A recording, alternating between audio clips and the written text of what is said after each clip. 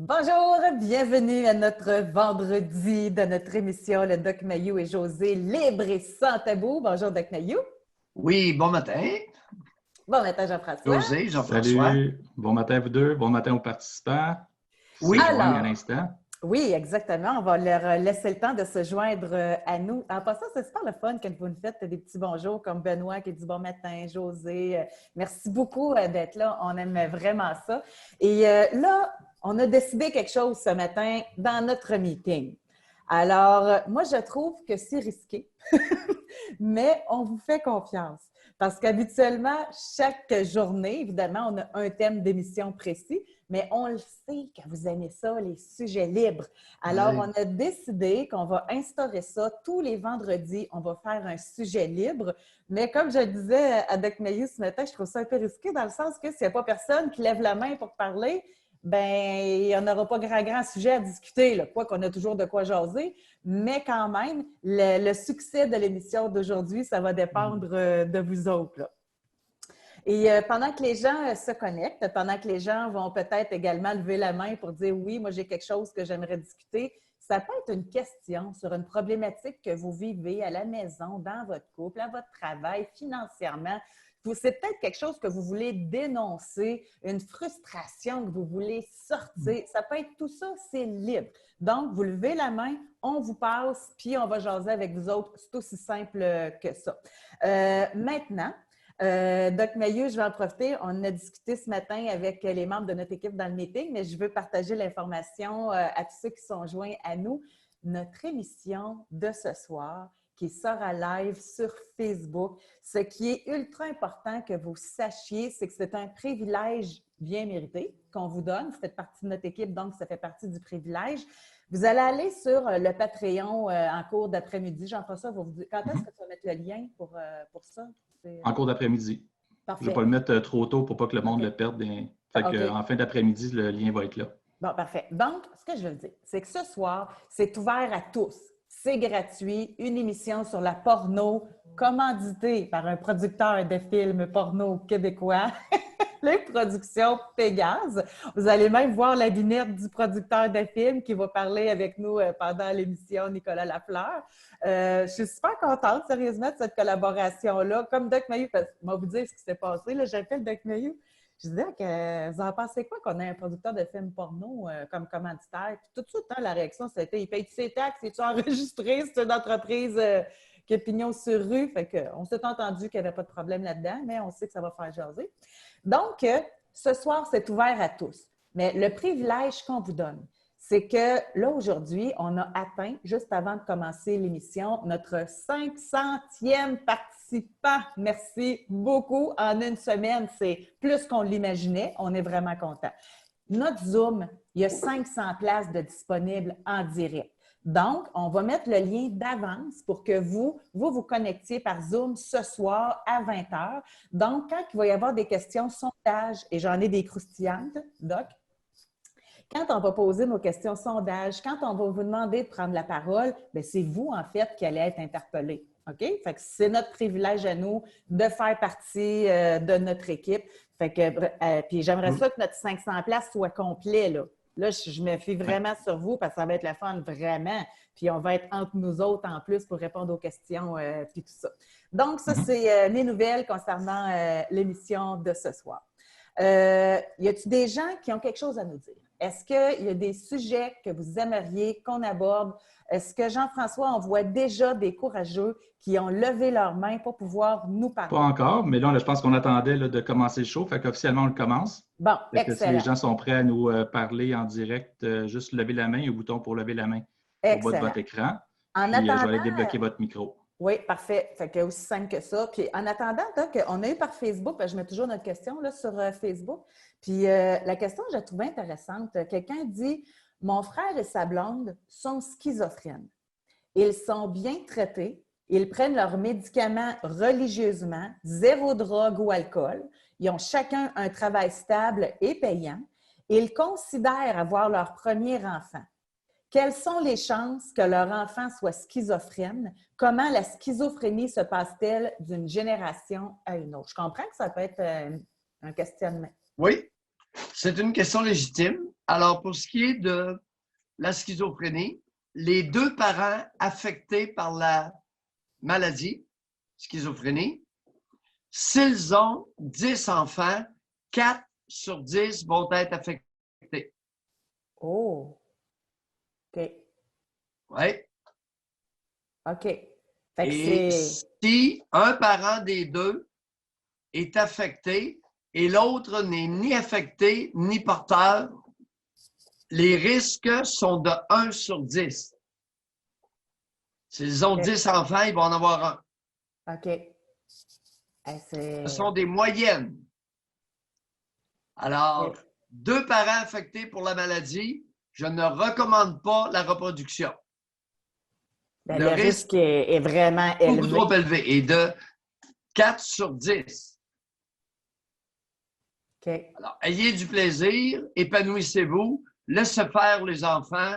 On commence à en avoir pas mal de bouche à nourrir autour du globe. OK.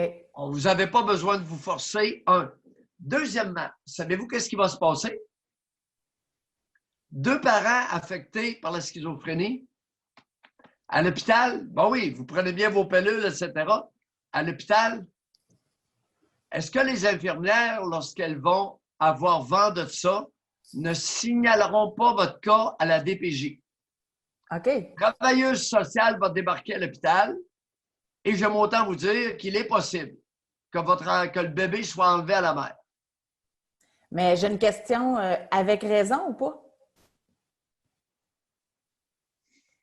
C'est embêtant, hein? Alors là, ça devient un peu plus du cas par cas. Ça dépend du contrôle de la maladie. Est-ce que, comme dans le tiers des cas souffrant de schizophrénie, les 2 parents sont totalement asymptomatiques?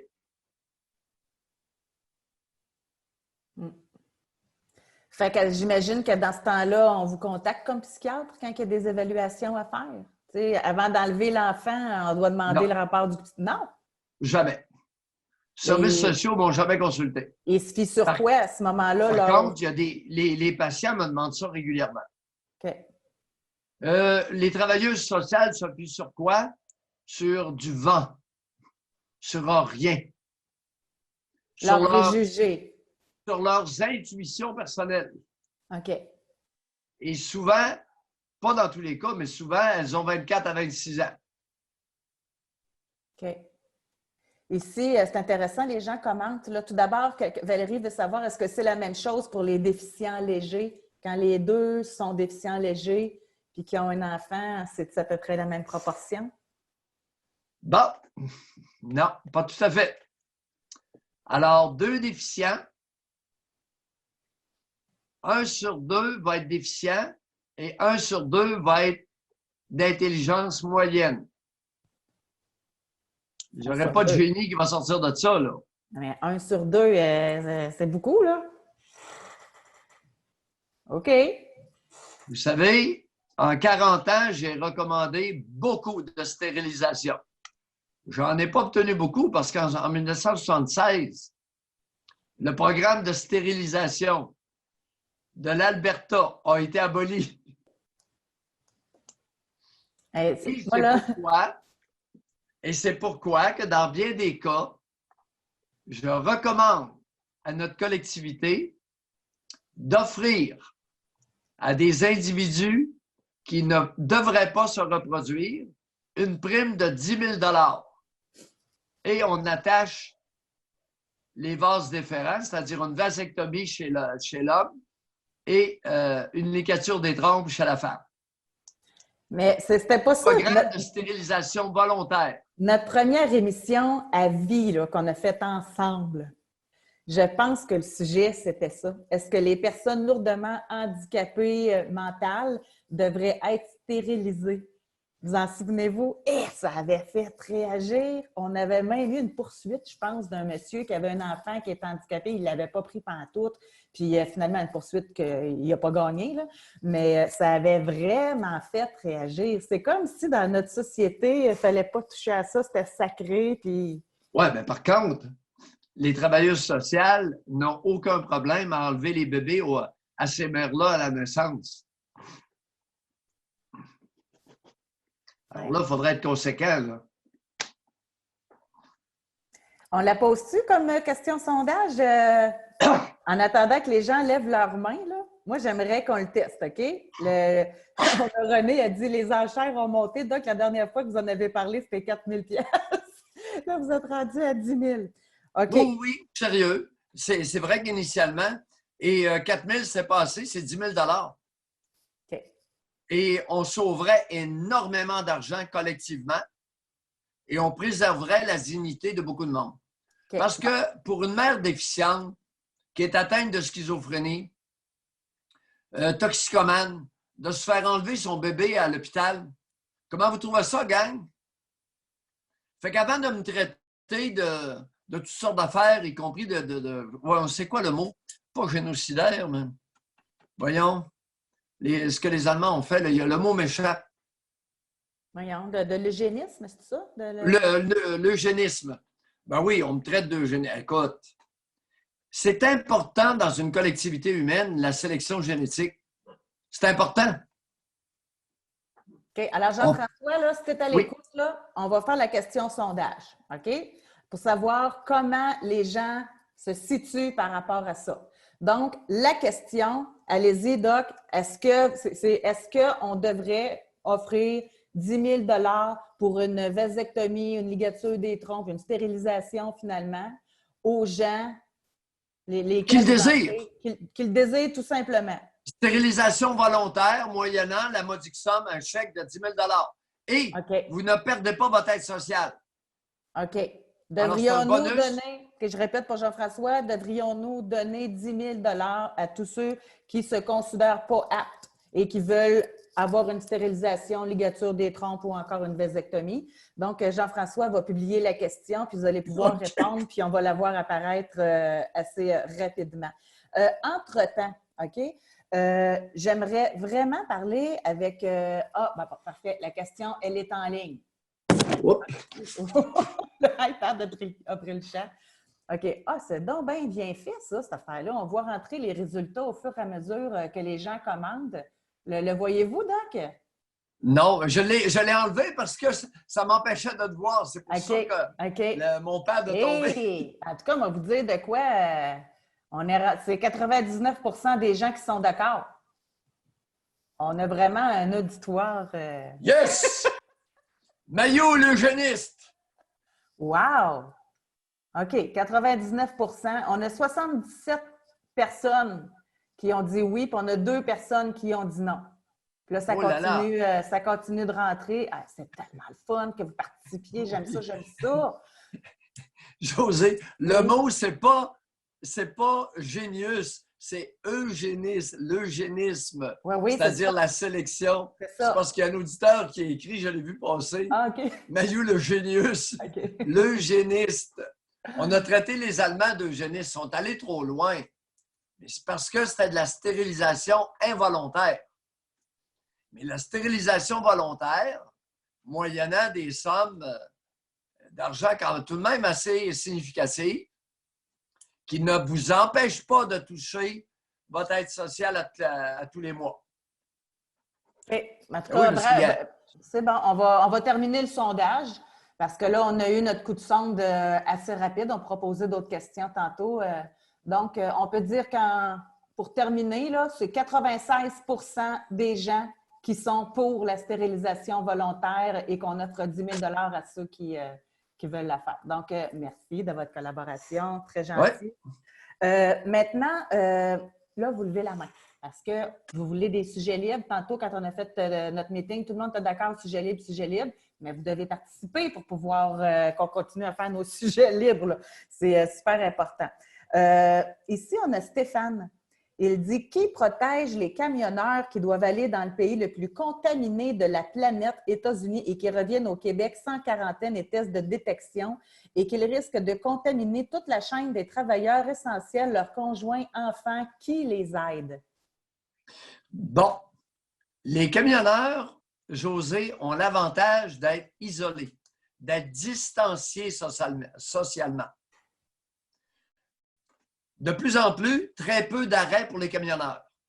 Alors là, il s'agit d'assurer dans les truck stops qu'on appelle les arrêts de camionnage, assurer la propreté, l'hygiène et la distanciation à ces endroits-là. Mais moi, de ce que j'ai entendu, là, c'est que les camionneurs, ils y vont, mais ils vont de peur. Fait qu'ils font très attention. De ce que j'ai entendu. Fait que c'est. J'ai vu un reportage. Ça doit être le fun quand tu es camionneur, mais avec ta conjointe. Hein, il y en a qui font ça en équipe. Fait qu'eux autres, là, c'est le fun, vraiment.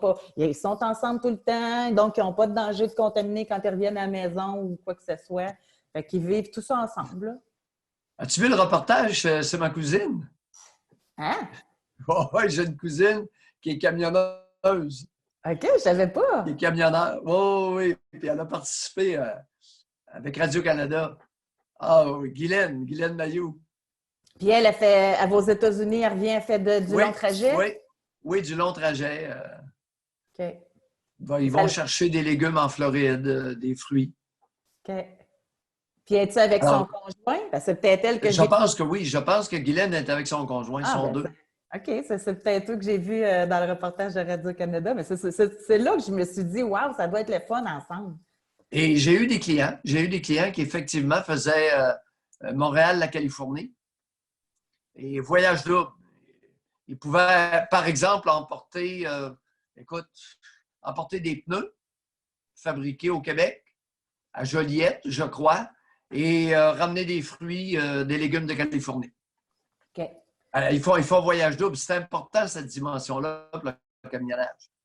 OK. On a, Stéphane, seuls les co-chauffeurs sont permis. Donc, elle, ça veut dire que Guylaine, votre cousine, elle conduit aussi. Elle ne fait pas juste d'être là à côté puis de t'accoter. Ah, non, elle conduit. C'est pas une accompagnatrice, elle conduit. C'est ça, exact. Oh, oui, elle conduit ses vannes. Oui. Alors, Jean-François, je vois qu'on a des mains levées. On a, attends un petit peu, est-ce que Luc, de petit instant. Oui, Luc, est-ce que tu nous entends? Oui, bonjour. Oui, bonjour Luc. Bon matin. Bonjour. Ça va bien? Ben Luc, oui, on vous écoute. Oui, Doc et José, moi je suis un fan de votre émission. J'écoute votre émission à chaque fois que je me fais de la bouffe le dimanche. Ouais, par audio. Bon. Ouais, j'aime bien votre émission. Puis, moi, ma question, c'était vraiment au niveau des activités. Parce que là, je me suis fait un horaire la semaine pour me faire des activités pour passer le temps. Puis, des fois, je vais même courir dehors une fois de temps en temps avec ma musique dans les oreilles et tout. Puis, je me posais la question, comment je fais pour pas virer dépressif à longue? Parce que les mois vont passer et tout ça, puis pas finir dans un état dépressif. Bon, Luc, quel âge avez-vous? 31 ans. Avez-vous déjà présenté une dépression quelconque? Non, j'ai jamais présenté une dépression quelconque. J'ai toujours été résilient, j'ai toujours arrivé à surmonter les épreuves dans ma vie. Bon, d'où vous vient, avant que je réponde, d'où vous vient cette préoccupation-là? Vous avez ramassé où cette peur-là? Cette peur-là, je l'ai ramassée du peur que je suis pas occupé ce temps-ci. J'ai comme pas de travail et tout ça. Puis on dirait que quand ça m'occupe, quand je me sens occupé, je sens que j'ai plus d'énergie puis que je risque de moins tomber dans un état dépressif puis de moins me demander à savoir qu'est-ce que je fais. Oui, mais j'imagine que vous vivez sans conjointe à la maison. Vous êtes seul chez vous? Ouais, je suis célibataire. Oui, mais qui vous a mis ça dans la tête que vous courriez un risque de dépression? Personne en particulier. C'est vraiment moi. Attendez un peu, là. Je suis sceptique. Vous êtes sceptique? Okay, je suis sceptique. Qui vous a mis ça dans la tête, là, cette inquiétude-là? Je dirais plus que... Peut-être à l'adolescence, je me suis fait intimider. Pardon? À l'adolescence, je me suis fait intimider. Puis, je me suis pas tenu avec du bon monde. Puis, eux autres, c'est ça, ils mettaient dans la tête, dans le fond, qu'il fallait que j'aille full d'activité, puis pour que je sois vraiment quelqu'un d'actif dans la vie, que je sois quelqu'un de Puis eux autres, c'est respectable. qui? Eux autres, c'est qui vous disait ça? Occupe-toi, etc. C'est qui vous a mis ça dans la tête? Ah, c'était du monde, c'était pas bon monde, qu'il fallait pas avec qui, que plus vieux, je me suis rendu compte qu'il fallait pas que je me tienne avec. Oui, mais c'est quoi cette affaire de pas bon monde-là, Luc? Ben, c'est des fréquentations à l'adolescence que j'avais, que je me tenais avec, qui fait que c'est à cause, comment je vous dirais, c'est que moi, j'ai eu un problème de confiance en moi dans ma vie. Fait que le fait que j'ai un problème de confiance en moi, ça fait que je me suis tenu avec pas des bonnes personnes. Oui, mais c'est quoi pas des bonnes personnes? Des Ben, drogués? c'est pas des drogués, c'est des personnes qui valorisent beaucoup comment je dirais, la compétition. Et vous Continuez. dénigrez? Attends un peu. C'est ça, c'est-tu qui vous dénigrait, qui vous faisait Ben, sentir... il me dénigrait parce qu'il disait que j'allais faire rien de bon dans la vie, puis que je n'allais pas être. Puis pas comment être ça se quelqu'un dans la passait vie. à la maison? Aviez-vous du soutien de votre mère, de votre père? Comment c'était à la maison? Ah, ma mère, elle me disait de me tenir de loin de ces gens-là, de me tenir, de me trouver d'autres amis, mais j'avais pas assez de confiance en moi pour me trouver d'autres amis. Ouais, quelle est la part de responsabilité de votre mère, de votre génitrice, dans votre manque de confiance en vous-même? Ouais, je dirais que ça aurait un petit peu une part dans mon manque de confiance en moi-même. Pourcentage, quel est le pourcentage quel est le pourcentage de responsabilité de votre père, de votre géniteur, dans votre manque de confiance en vous? En fait, l'histoire, c'est que j'ai été adopté, puis mon géniteur, il est mort quand j'étais très jeune.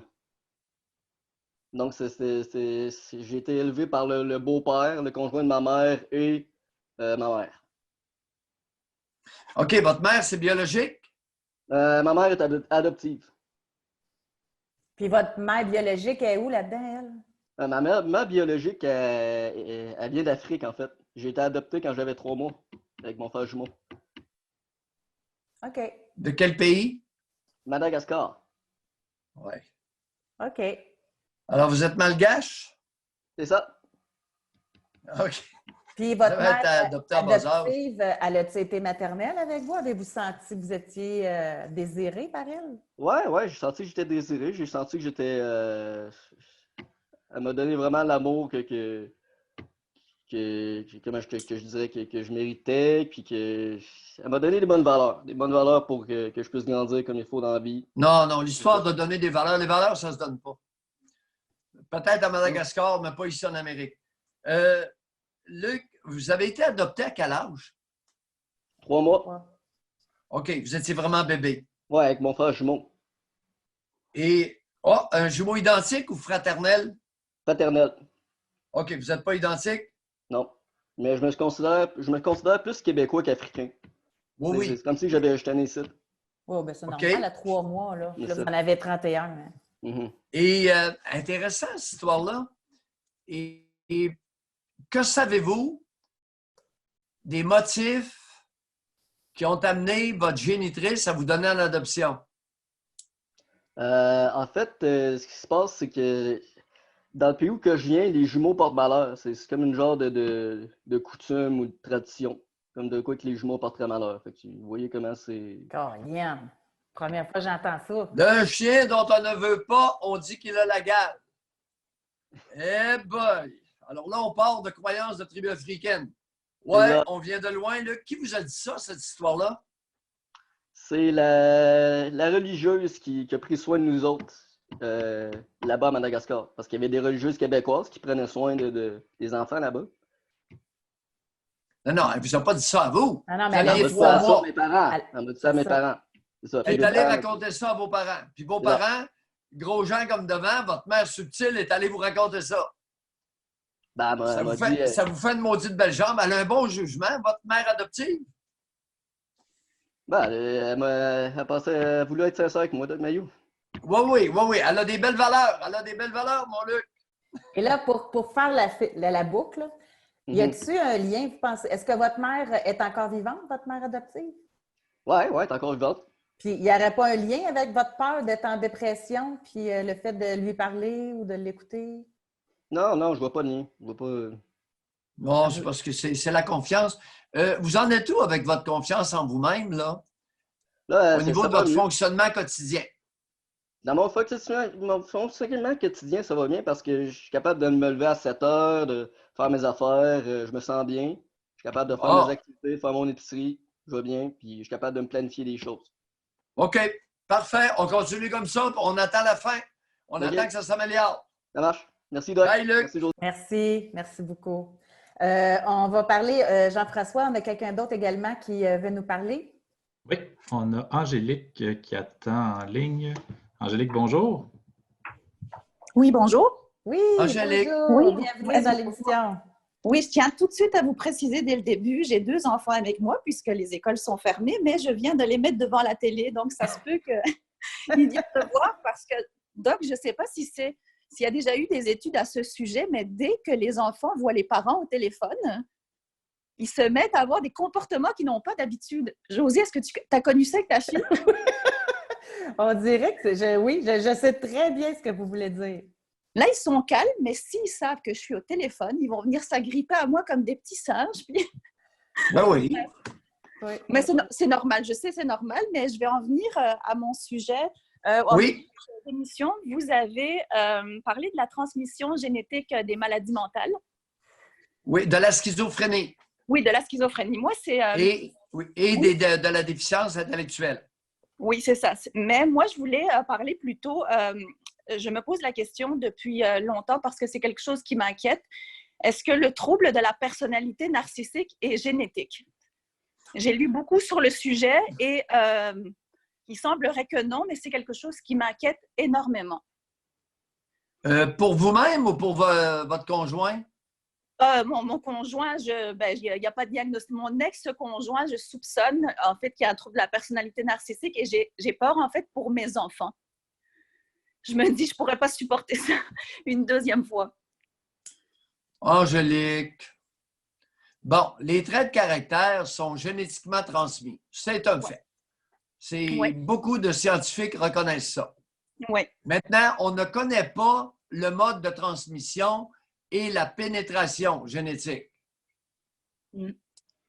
Alors, quel est, lorsque un homme, prenons un homme, qui a une personnalité très narcissique, quel est le risque chez les enfants d'hériter de ces traits de caractère-là?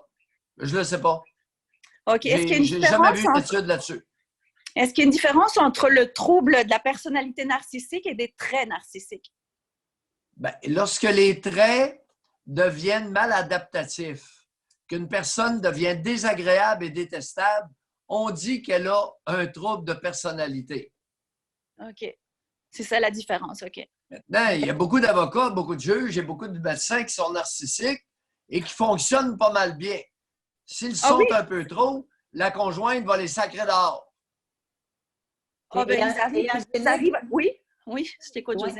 Est-ce que vous êtes encore avec votre conjoint ou vous êtes séparés? Non, on est séparés. Puis ça m'a mis du temps, en fait, encore là, je suis pas psychiatre, je ne suis pas médecin, mais c'est d'une évidence pour moi. Peut-être que je me trompe, mais donc, il a vraiment énormément de traits de troubles de la personnalité. Des comme quoi? C'est ça comme quoi concrètement? Quand j'étais avec lui, admettons, il me disait toujours, je vais vous donner des exemples, parce que le Doc Mayou aime les exemples. Il disait toujours, moi, je n'irai jamais voir un psychologue, je suis trop intelligent, moi, mon introspection, je la fais moi-même. Il pouvait me dire, admettons, je ne sais pas, à chaque fois qu'il réalisait quelque chose, c'était toujours beaucoup plus grand que ce que les autres pouvaient réaliser. Il exagérait toujours ce qu'il faisait, même simplement tondre le gazon, c'était comme « Oh, j'ai tondu le gazon, puis c'est tellement difficile, on a tellement un gros terrain. » Puis finalement, moi, quand je me suis séparée, c'est moi qui tonds le gazon, c'est pas si compliqué que ça. Mais ça, c'est des détails. Mais il pouvait au travail m'inventer, je l'ai su par la suite, certaines de ses réalisations et finalement, j'ai appris qu'il ne foutait rien à la job. Là. Puis, vous comprenez? Angélique? Oui. S'il est à ce point narcissique, Ouais. Comment expliquez-vous que vous ayez fait 2 enfants avec lui? Comment? C'était quelque chose que je connaissais déjà bien. Là, c'était du connu pour moi. C'était confortable dans le sens où je connaissais ça depuis toujours. Donc, en fait, je le voyais pas. Qu'est-ce qu'il y avait d'autre qui vous attirait, qui faisait oublier ces traits-là?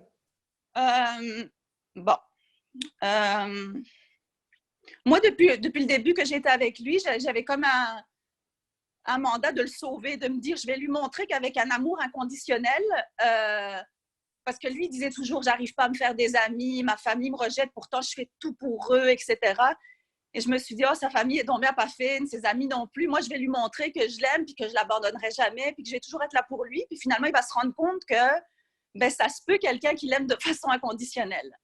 Mais ça n'a jamais fonctionné. Dans le fond, j'ai nagé à contre-courant longtemps parce que ma méthode n'a pas fonctionné du tout. Et c'est quoi, Angélique, c'est quoi la pénétration génétique de quelqu'un qui est molle comme vous et qui manque de jugement? Je ne comprends pas ce que vous voulez dire par la pénétration génétique. Oui, bien vous, votre type de personnalité, tout à coup, vous auriez un enfant ou les deux qui auraient ça. Vous allez faire quoi? Qui sont comme moi? Ouais. Ils ne peuvent pas être comme moi parce que je ne les élève pas de la façon dont moi j'ai été élevée. Je ne les écrase pas, mes enfants, vous comprenez? Non, mais si, attendez un peu. On parle de génétique. Si ce que vous venez de décrire fait partie de traits de caractère. Ouais. Alors là, vous vous souciez beaucoup des traits de caractère du géniteur. Ouais. Mais les vôtres? Mais bizarrement, vous savez quoi, Doc Mayou, mis à part avec mon ex-conjoint, j'ai quand même un tempérament assez bien trempé. Mais je ne sais pas ce qui s'est passé en union, comment j'ai fait pour m'écraser autant. Ah, OK. Alors, vous pressentez ou vous semblez vouloir dire que ce serait plus relié à des traumatismes de l'enfance. Ah, ben c'est évident pour moi. Il n'y a aucun doute pour moi que c'est dû à des traumatismes de mon enfance.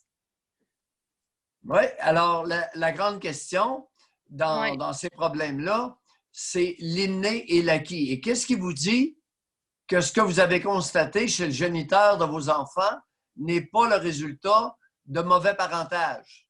Par exemple, je pense que oui, ça se peut aussi. Je ne connais pas beaucoup son passé parce qu'il était très discret à ce sujet, mais pour en avoir eu quelques morceaux, je pense qu'il ne l'a pas eu facile non plus. OK. Quel âge ont vos enfants, Angélique?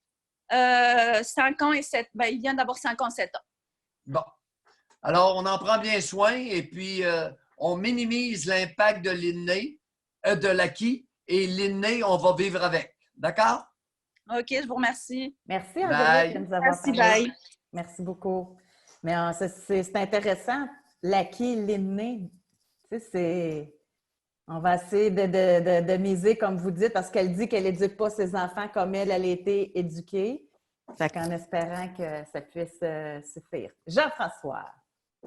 On a Schmeive qui est en ligne. Bonjour, Schmeive. Allô? Oui, allô Jean-François, allô Doc, allô José. Oui, bonjour. Oui, bon matin. Vous m'entendez bien? Oui. Parfait. Je voulais revenir sur Luc qui parlait des jumeaux qui portent malheur. Moi, je suis en train de lire un livre de l'ancien professeur de Stanford, René Girard, qui est un livre qui s'appelle « Des choses cachées depuis la fondation du monde ». Puis un des sujets principaux du livre, c'est le désir mimétique, c'est-à-dire le désir par imitation, que nos désirs nous viennent des autres personnes, que les désirs ne sont pas intrinsèques, mais sont plutôt sociaux, puis qu'on imite. Puis c'est dans le livre, il traite justement de la malédiction des jumeaux. Puis les jumeaux portent malheur parce que les deux s'imitent dans leurs désirs, puis ça devient conflictuel entre les deux, puisque les deux désirent les mêmes choses, ils sont indissociables l'un de l'autre. Qu'est-ce qui font la différence entre les jumeaux identiques fraternels? Je crois qu'ils traitent surtout des jumeaux identiques. Mais peut-être. Oui, c'est différent. C'est très différent. Dans le cas de Luc, c'était des jumeaux fraternels. Peut-être que c'est la même chose. C'est quoi le problème? C'est intéressant, ça. C'est quoi le problème avec les jumeaux identiques? Ben, c'est ça, c'est que les deux s'imitent dans leurs désirs, puis... C'est pas vrai, ça. C'est pas vrai ce que vous venez de dire, Chemin. Ben là... Les jumeaux identiques ne sont pas compris. Les jumeaux identiques ne s'imitent pas. Ils sont des clones. OK. Savez-vous qu'est-ce que ça veut dire, être un clone? La même génétique. Ça veut dire une copie exacte, une reproduction exacte. Oui, Alors, les jumeaux, ils ne s'imitent pas. Ils sont identiques. Oui, mais Il n'y a pas grand monde qui comprend la gémellarité identique, Ismaël. Mais j'allais dire que René Girard traite des sociétés primitives. Donc, dans une société primitive, les gens n'ont peut-être pas la connaissance pour savoir que la génétique est la même puis que les deux sont opèrent avec le même code génétique. C'est quoi cette affaire-là en 2020? Au lieu de nous parler des constats de la science, de nous parler des bobards de tribus primitives? Ben parce que Madagascar, c'est une tribu primitive, comme on dit, puis le Luc venait du Madagascar. Ben oui. Mais non, mais le lien est intéressant parce que Schmeib est en train de lire exactement sur le sujet que Luc vient de nous aborder, qui est un sujet, moi, c'est la première fois que j'entendais ça, là, des jumeaux, là, que ça pouvait porter malheur selon certaines tribus du Madagascar. Ben oui, mais selon certaines tribus, là, n'importe quoi peut exister. Oui, mais si on commence à se réfugier dans les bobards de primitifs, on n'est pas sorti de l'auberge. Non, mais il faut peut-être mieux comprendre les babards des primitifs pour mieux les combattre ensuite. Oh non, non, non, non. On ne combat pas les bobards des primitifs. On essaie de les instruire tranquillement. Ouais. On les invite, on les accueille à l'instruction s'ils le désirent. S'ils veulent rester avec leur niaiserie, ben, grand bien leur face. Voyons. Ouais. Hey, merci, je trouve ça intéressant, Schmeib. Merci juste beaucoup. une dernière question, merci. si c'est possible. Oui, allez-y. Oui, j'allais juste demander au doc, qu'est-ce que vous pensez de la théorie du désir mimétique, que les désirs nous viennent des autres au lieu de venir de nous-mêmes? Oh, bon. Oh, écoute, c'est sûr que les enfants miment beaucoup les comportements des personnes significatives. C'est vrai.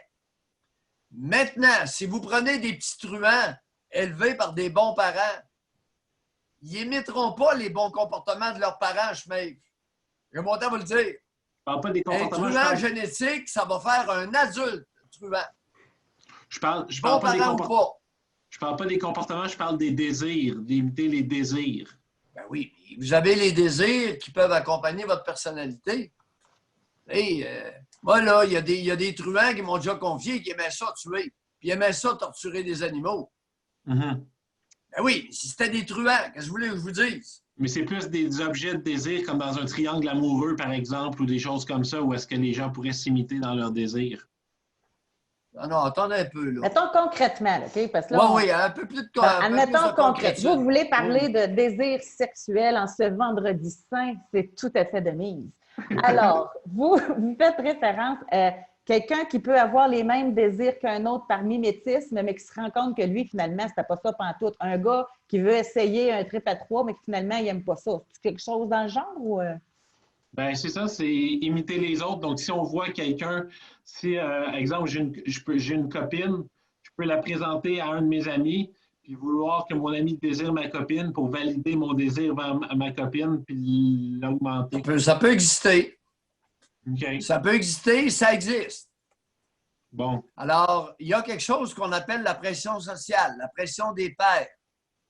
Eh oui, ça n'existe pas seulement à l'adolescence, là. Enlevez-vous ça de l'idée. Ça existe aussi chez des adultes. Je ne disais pas que c'était juste pour les ados, c'est une théorie universelle pour les humains en général. Oui, je suis d'accord. Ouais. OK. Oui, je suis d'accord que la pression sociale, ça s'appelle la pression sociale. Ça existe et il y a beaucoup de monde qui sont très influençables. Pas tout le monde. Mais ça peut être. Ça n'a pas besoin d'être social, ça peut être juste par une personne, par exemple. Oui, ben on appelle ça la pression sociale. La pression sociale, c'est la pression d'une ou plusieurs personnes, d'un tiers. OK. Ben oui, puis ça existe. Il y en a qui vont offrir leur conjointe à leur meilleur ami. Ben oui, ça existe. Imaginez-vous donc. Hey, on va en parler de ça, José. La pression sociale, c'est un concept psychiatrique ou... Pardon? La pression sociale, c'est un concept psychiatrique ou Ben psychologique? non, c'est un concept... Ben non, tout n'est pas psychiatrique. C'est pas de la maladie, là. C'est un concept sociologique. Bye, Shmeiv. Bye, merci beaucoup, Shmeiv. Bon, Doc Mayou, vendredi. Il y a du monde qui lise passer, puis il y en a d'autres qui lisent trop.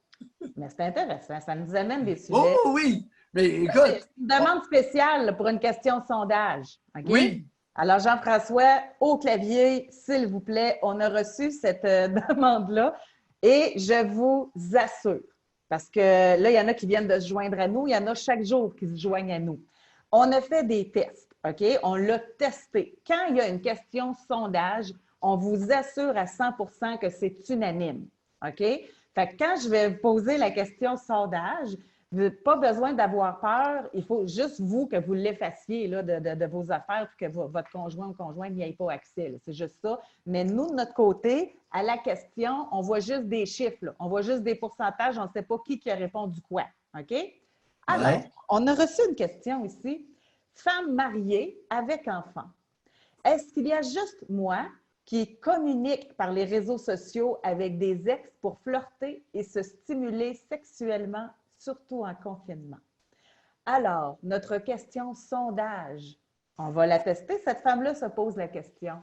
Vous qui êtes en relation conjugale, est-ce que présentement, cette période de confinement, vous flirtez avec Messenger, avec d'autres sites pour vous stimuler sexuellement ou vous êtes plutôt tourné exclusivement vers votre conjoint?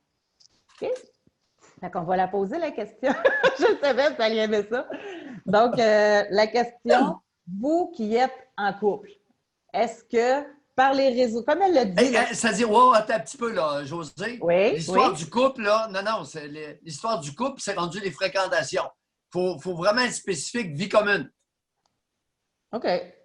Vous qui faites vie commune. Là. Parfait, ça me va. Parce que là, ça se fréquente, ils sont en couple, là. Wow! Oui, ils vivent OK. pas ensemble. Hey, OK. tous les jours, j'ai des téléphones, on est en couple. Ah, ouais, comment va la vie commune? Ben, ils disent, on ne vit pas ensemble. OK. Boy. Vous êtes en vie commune, OK? Oui. Est-ce que vous flirtez, OK, pendant cette période de confinement avec des ex ou tout autre, OK? Dans les 3 dernières semaines, on va préciser, là. Dans les 3 dernières semaines, est-ce que vous avez flirté virtuellement avec des ex ou tout autre alors que vous avez un conjoint qui fait vie commune avec vous? Fait que Jean-François va nous tricoter ça, cette question sondage-là, puis on va vous la poser, puis on va regarder ça, les gens répondre, puis on va voir les réponses arriver au fur et à mesure. Et je vous assure que c'est anonyme. OK? N'ayez crainte, là. Si ça se sait... Et vous l'effacez tout de suite après. Vous pouvez aller dans la salle de bain pour répondre au sondage, mais vous l'effacez. Oui, mais là, on n'est pas par texto. Hein. Là, on est par Zoom. Fait que c'est votre compte à vous. Vous avez juste à ne pas donner votre mot de passe, etc., à votre conjoint ou conjointe. Là. Donc, Jean-François va nous écrire la question. Elle va arriver. Et pendant ce temps, on va vous poser une question. C'est pour vous. On a ici quelqu'un qui dit « Ça fait longtemps que je me pose la question. Compte tenu que les coups de poing reçus à la tête peuvent, à court, moyen et long terme, causer de sérieuses lacunes au cerveau, quelles sont les raisons qui font que le doc adore la boxe? Il me semble que ce soit à l'opposé du métier de psychiatre. » Bon, très bonne question. Écoutez, la boxe, contrairement au combat ultime et au combat à point nu dans la Ligue nationale, il y a des gants de 10 onces dans les mains des boxeurs. Et il y a un arbitre qui arrête le combat. Vous savez, pour le nombre d'individus qui boxent autour du globe, je pense qu'il y a moins de personnes commotionnées, ceux qui gèrent bien leur carrière, qu'au football et même au hockey. Alors, c'est un sport qui est masculin, j'en conviens.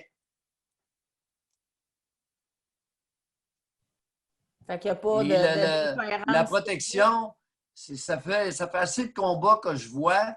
Les arbitres, généralement, arrêtent les combats dès qu'un individu commence à être étourdi. Mohamed Ali a beaucoup souffert de son combat contre... C'était-tu? Eh boy! Celui qui a eu lieu au Zaïre. Mohamed Ali contre... C'était pas Fraser, c'était...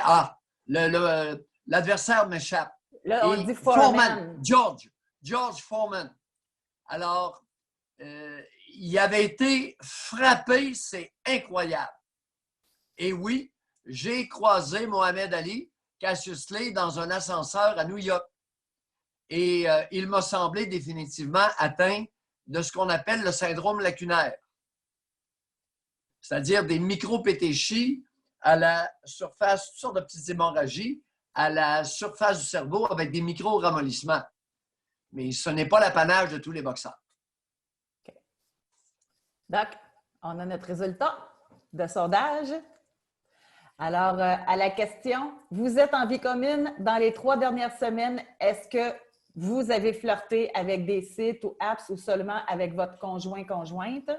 Alors, nous avons 90 que c'est juste avec leur conjoint-conjointe et 10 qui ont flirté avec quelqu'un sur le web. Oh, alors, OK, on repose une question. Êtes-vous menteur? Non, en passant, c'est correct. C'est correct parce que le partenaire est juste à côté. Voyons. Non, moi, je fais confiance aux gens. Sérieusement, c'est quand même... c'est sûr que s'ils regardent l'émission à 2, que tu réponds pas, là. Mais d'ailleurs, il y a plusieurs personnes qui n'ont pas répondu. Parce que là, on a eu 60 participants. Puis, et tantôt, c'est ça, je me disais, on a eu plus de répondants tantôt, mais il y a quelque chose qu'il faut prendre en ligne de compte, c'est qu'il y a des célibataires parmi les gens qui nous regardent. Donc, la question ne s'adresse pas à eux. Et là, on a 115 participants à notre émission d'aujourd'hui qui nous regardent en direct, là. Ouais. Donc, il y en a 60 seulement qui ont répondu. Ceux qui n'ont pas répondu, bon, ils ont peut-être leur raison, ou peut-être qu'ils sont célibataires et que la question ne les concernait pas. Donc, merci beaucoup pour avoir pris la peine de répondre à ce sondage. Ici, on a également d'autres questions. En passant, ça serait tellement plus fun là, que vous nous les posiez en levant la main. Vous voulez participer à l'émission, vous avez une question, vous levez la main, puis on répond. Là. Ça va être très, très simple. Oui. Attendez un petit peu, je vais la retrouver. Mais ça revient un peu à la même chose. Pensez-vous que les gens célibataires, genre qui sont sur Tinder, Réseau Contact et autres, s'empêchent de voir plusieurs partenaires? On le souhaite? Je sais pas. C'est dur à dire, hein? Difficile. Très difficile ces temps-ci. Il y a un ralentissement. Il y a un ralentissement important du papillonnage. Maintenant, est-ce qu'il est cessé? Non. Mais est-ce qu'il est ralenti? Oui. Est-ce qu'il y a un ralentissement des visites? Oui. Est-ce que les visites sont cessées? Absolument pas. 51 constats d'infraction à Québec hier.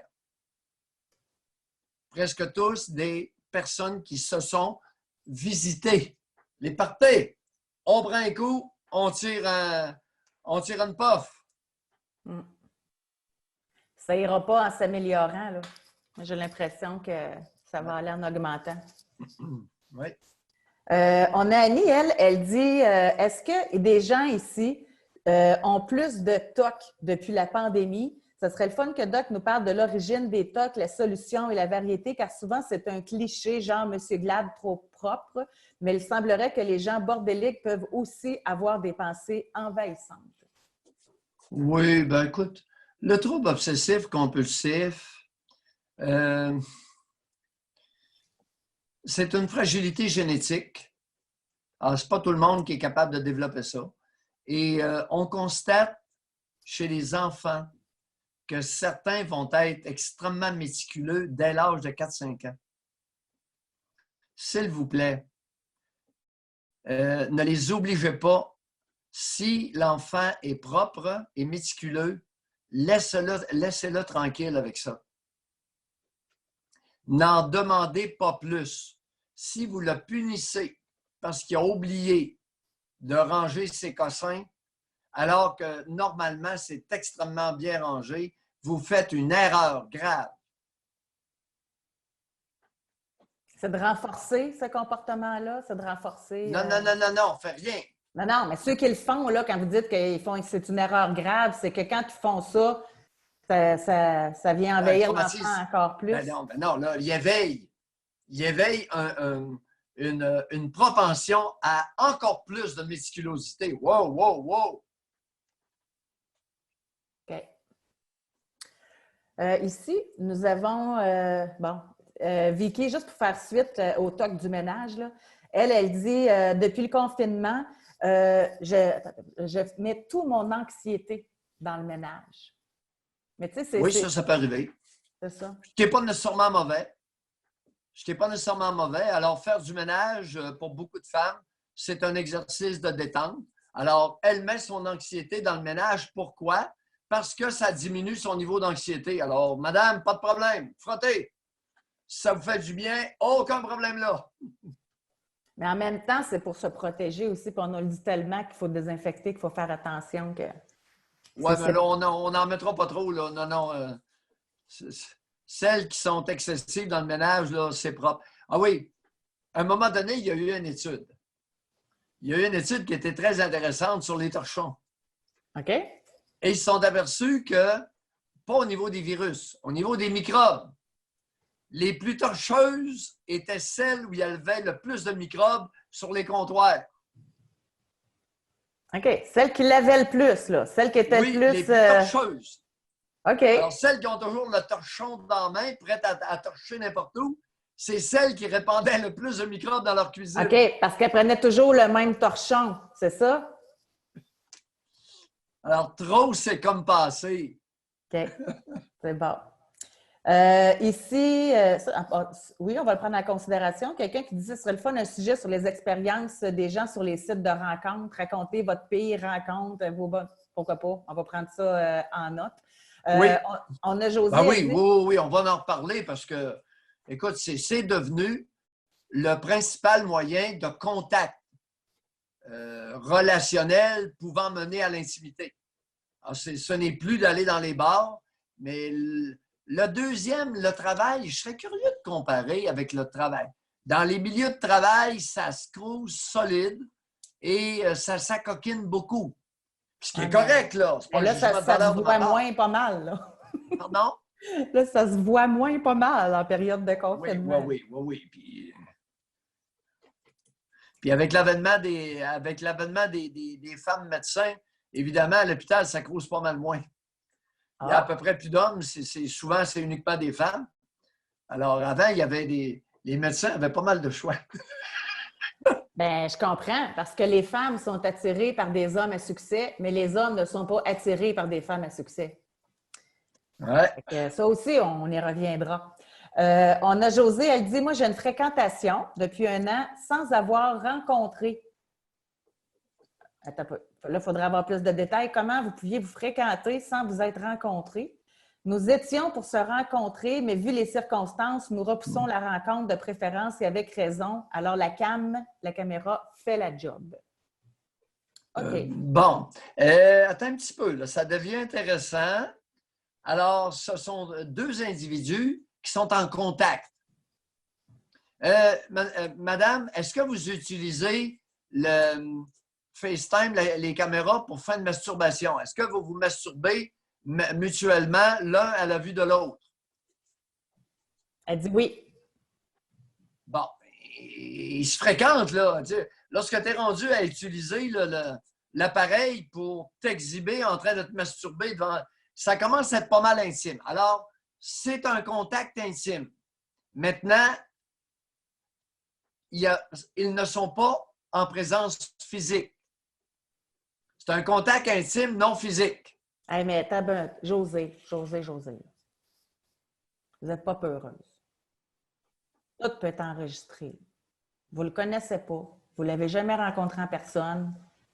Puis vous faites des vidéos de sexe avec lui. Vous n'êtes vraiment pas peureuse. Moi, c'est ça que j'aurais peur, sérieusement. Non? Vous le sourire, là. Vous avez d'autres images que moi en tête. Moi, j'ai pensé à ça. Puis Écoute, à un moment donné, l'être humain va évoluer et que quelqu'un se masturbe devant une caméra, puis, big deal. Ça va-tu l'empêcher de devenir première ministre? Oh! Il y en a un député qu'on a vu assis sur une bolle de toilette, ça ne l'a pas aidé bien dans sa course. Vous en souvenez-vous? Un député de la CAQ qui s'était présenté. Peut-être qu'il passait plus de temps sur le bol qu'au travail.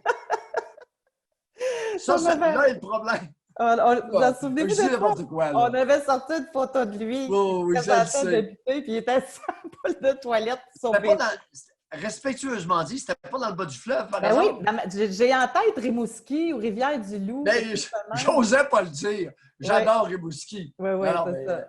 Ça n'a rien à voir avec Rimouski, là. Oui. Bon, ben vous avez raison, ça passe vite, hein, en passant. On pourra peut-être regarder ce qu'on va faire là, pour notre horaire. Là, c'est notre première semaine. J'aimerais ça, bon, on est vendredi. J'aimerais ça avoir juste un petit feedback. Comment vous trouvez ça, notre façon de faire? Aimez-vous ça? Est-ce que, tu sais, juste de nous le dire, là, pour votre information, l'Internet est en train de se régler. Au niveau de l'image, j'ai stabilisé ça. Je vais recevoir mon micro la semaine prochaine, possiblement. Fait qu'au niveau du son, tout ça va se régler. Donc, OK. José, je suis en train de lire des commentaires qui défilent en haut. Hey, Jean-François, il va falloir que tu m'enlèves ça parce que ça me distrait. Il y a un commentaire qui dit « C'est mieux qu'à la radio. » Mais écoute, ça ne sera pas difficile. Oui, mais ça ne sera pas difficile de faire une émission plus intéressante que ce que nous faisions, José, à la radio, à cause des limites qu'on nous imposait, à cause du niveau de surveillance. Ah oui, l'émission s'appelle « Libre et sans tabou », donc déjà là, tu sais. Puis, et je pense aussi le fait de vous voir, tu sais, voir vos réactions, les gens ils aiment bien ça aussi, parce qu'à la radio, c'est juste le son. Puis là, bon, on peut vous voir. C'est bon. Mais c'est une formule qui est appelée à évoluer, là. Tu sais, on est à la première semaine, on teste, on s'adapte.